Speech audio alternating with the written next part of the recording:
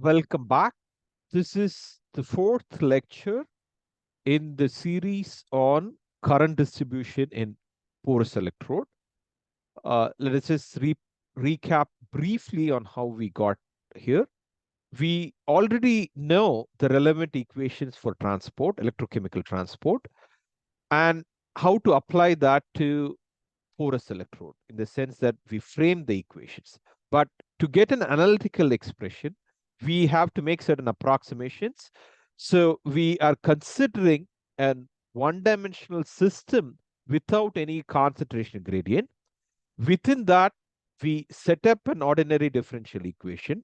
Then we non-dimensionalize the equation, applied the boundary condition, and got the solution.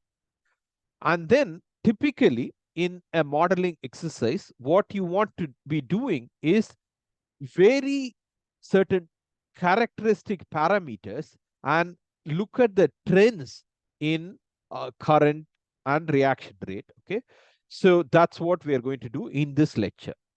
So this exercise is a very important a demonstration of how mathematical modeling is done in chemical engineering, especially chemical engineering applied to electrochemical engineering. So the entire porous electrode theory is something that is practiced mostly by chemical engineers working in electrochemical systems. So you go through this carefully to get a good appreciation on how to undertake mathematical modeling. With this preamble, we'll move on. So what is that we are looking at? Okay, so to get an idea of what to expect, you can look at a previous lecture. This is the lecture wherein we did all these things. So what did we do? We looked at a certain variation in Wagner number. We looked at one specific case where Wagner number is equal to 0, but the more general case is Wagner number not equal to 0. So there is a wide variation in Wagner number. And with respect to wide variation in Wagner number, you ask certain questions. Okay, so you ask these questions for an electrochemical system of this geometry. So there is an anode and there is a cathode, and you ask this question of how does the current distribution vary as a function of Wagner number. There are two schematics that are plotted. These schematics were plotted using a mathematical model that was developed for this particular system. So what you see here is the current density decreases as you increase the Wagner number. Remember, the Wagner number is a ratio of charge transfer resistance to ohmic resistance. What you observe is as the charge transfer resistance is increased and the Wagner number is increased, the current average current density decreases, which makes sense. As well as the other aspect is uniformity or the lack of it with respect to Wagner number. So what is the uniformity we are referring to? Supposing you have current distribution across this electrode. So you ask the question, as you move away from the center, how is the current distribution vary? Okay.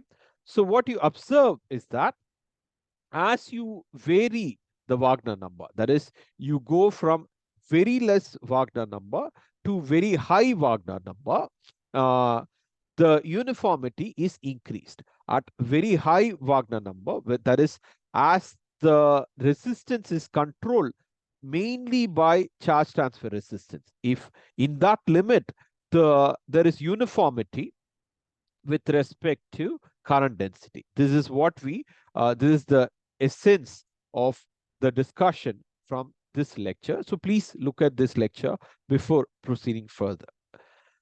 So what is that we have here? We already have many non-dimensional quantities and we have derived an expression for the current. With what we are just doing in this lecture, we are just using the expression for current and reaction rate, and we are plotting that and rationalizing the features. So what you see here is you take a particular kappa r. Okay, so here kappa r is less. That means the ionic conductivity is much less than electronic conductivity. And what you do is, as you vary nu square, okay, so that is you go from less nu square to more nu square. So what is happening when you go in this direction? Your ohmic resistance gets increased. Okay, as you increase the ohmic resistance with respect to reaction kinetic resistance, the current distribution across the porous electrode uh, is modified. And what you see is that as nu square is increased, that is, as the ohmic resistance is increased, the current is much higher only in this part, okay, of the porous electrode, and it dramatically decreases as you go further into the porous electrode. This makes sense, right? In the sense that if the ohmic resistance is much greater, okay, inside the porous electrode, you will not want to have current here, and you will want to have current only in the front part. Okay, that is what is displayed by this curve, right? Unlike that, if the ohmic resistance is comparable, okay, compared to reaction kinetic resistance, you will have uniform current in the entirety of the porous electrode. So this kind of analysis is very important in certain cases. Supposing you have very expensive electrode that goes into the porous electrode, you want to be utilizing all the porous electrode and not only one part of the porous electrode.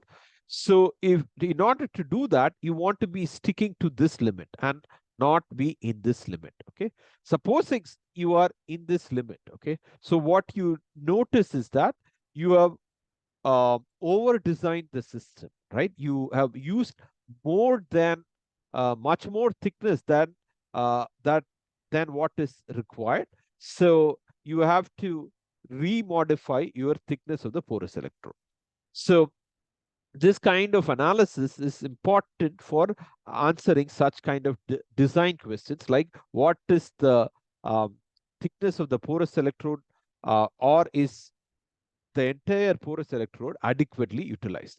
The next quantity that you want to be looking at is variation in current density across the porous electrode, which is also indicative of the reaction rate. Okay, so notice that I star is indicative of ionic current. So what you notice here is, for the same kappa which we used in for plotting this uh, uh, trend, you are using the same kappa here, that is 0.1. That is, the electronic conductivity is much more than ionic conductivity.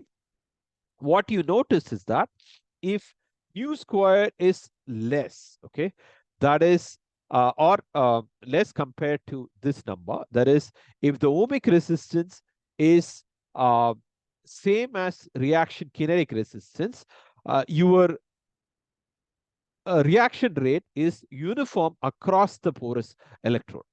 As opposed to that, if your nu square is much larger, uh, let's say in this limit, your reaction rate is fairly non-uniform. Okay, so there is very high reaction rate here, okay, corresponding to high current, and variation of high current. There is greater reaction rate in the front side of the porous electrode. And as you go further in the middle, again, the reaction rate is also very less, and it increases a little bit because you're closer to the electronic conductor in this region. Okay, so again, the porous electrode is not adequately utilized when you have large nu square. Okay, that's the main take home message. So if you want to utilize the porous electrode for reaction rate, you want to be sticking to this limit. We can also look at certain other variation as opposed to having small k kappa.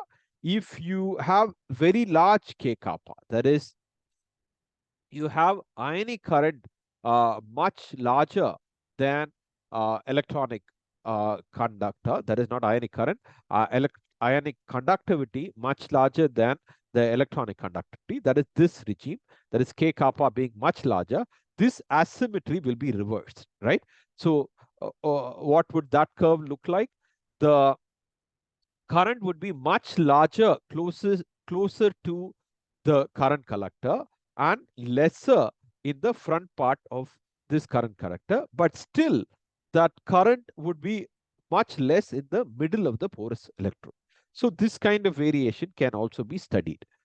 And you can also look at the reaction rate as in another limit where k kappa is equal to 1. Okay, so here k kappa was very less, here k kappa was very large.